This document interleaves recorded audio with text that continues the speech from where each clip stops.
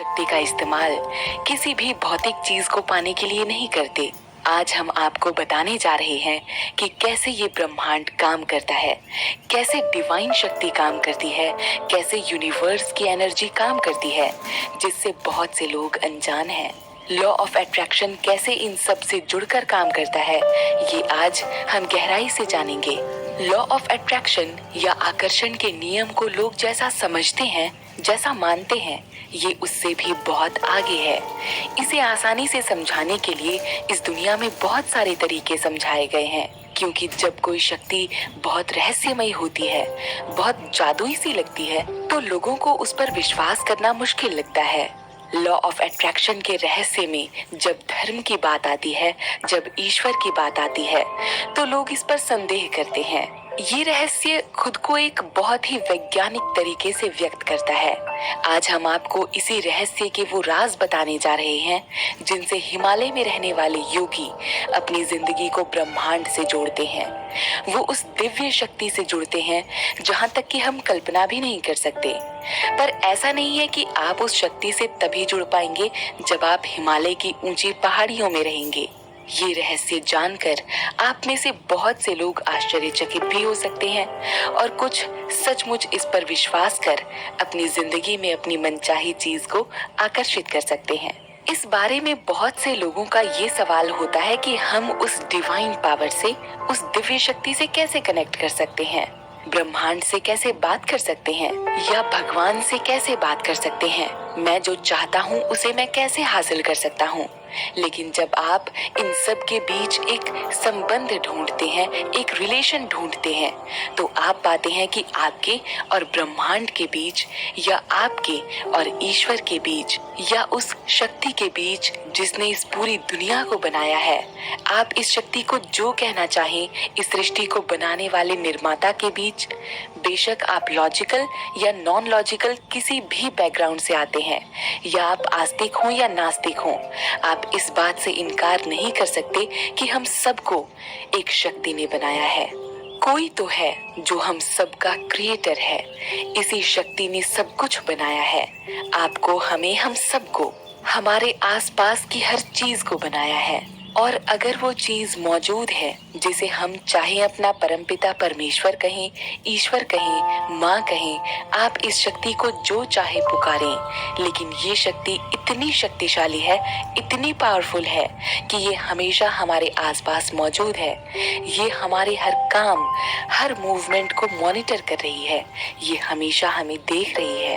अब इसका क्या मतलब है? इसका ये मतलब है कि जब आप प्रार्थना करते हैं, जब आप किसी चीज के लिए अपनी इंटेंशन सेट करते हैं, अपने इरादे मजबूत करते हैं, तब आप अपनी जिंदगी में मनचाही चीज को विजुअलाइज करते हैं ताकि वो आपकी जिंदगी में साकार हो।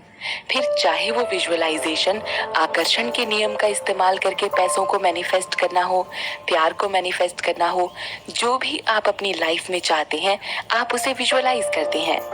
ये समझना बहुत जरूरी है कि ये पूरा सिस्टम कैसे काम करता है, हमारा ब्रह्मांड कैसे काम करता है, कैसे वो हमारी बात सुनता है। बहुत कम समय में बहुत से लोगों ने इस शक्ति को समझकर अपनी मनचाही जिंदगी को जिया है। वो सब कुछ पाया है जो भी वो अपनी जिंदगी में चाहते थे, अपने सपनों को पूरा किया है, अपने एम को हासिल किया है, अपने बिजनेस को ऊंचाइयों पर पाया है, अपने जीवन में अध्यात्म या स्पिरिचुअलिटी से चमत्कार होते देखे हैं। सभी अलग अलग चीजों को पाने में वो लोग सफल हुए हैं। लेकिन ये केवल उनके बारे में नहीं है, क्योंकि कोई भी इंसान व्यक्तिगत रूप से इस शक्ति का इस्तेमाल कर सकता है।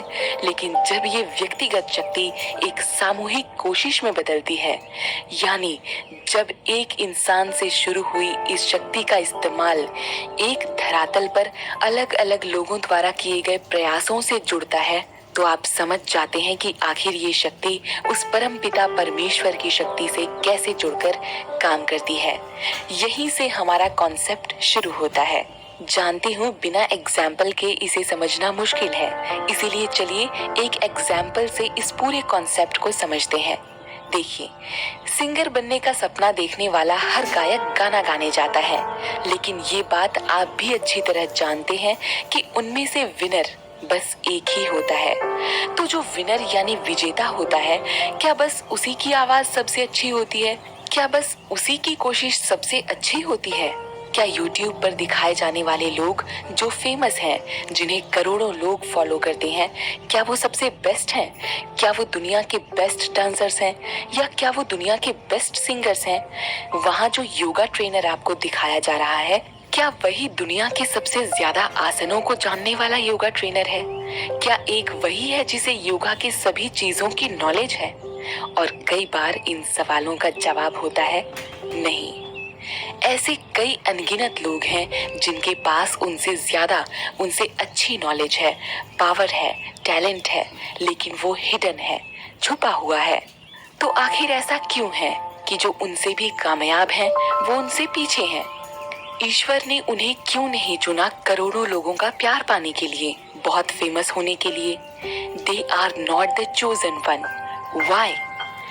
अब जो मैं आपको बताने जा रही हूँ उस पर ध्यान दीजिएगा। जाहिर है कि हम सब अपने सपनों को मैनिफेस्ट करना चाहते हैं, हम सब अपने विचारों को साकार करना चाहते हैं, लेकिन एट द सेम टाइम उसी समय हम ये भी चाहते हैं कि कुछ तो हमारे साथ ऐसा हो कि हमें पता चले कि यूनिवर्स हमारी मैनिफेस्टेशंस को रिस्पॉन्ड कर रहा है, या हमारी प्रार्थना में मांगी गई चीज को हम तक पहुंचाने की कोशिश कर रहा है।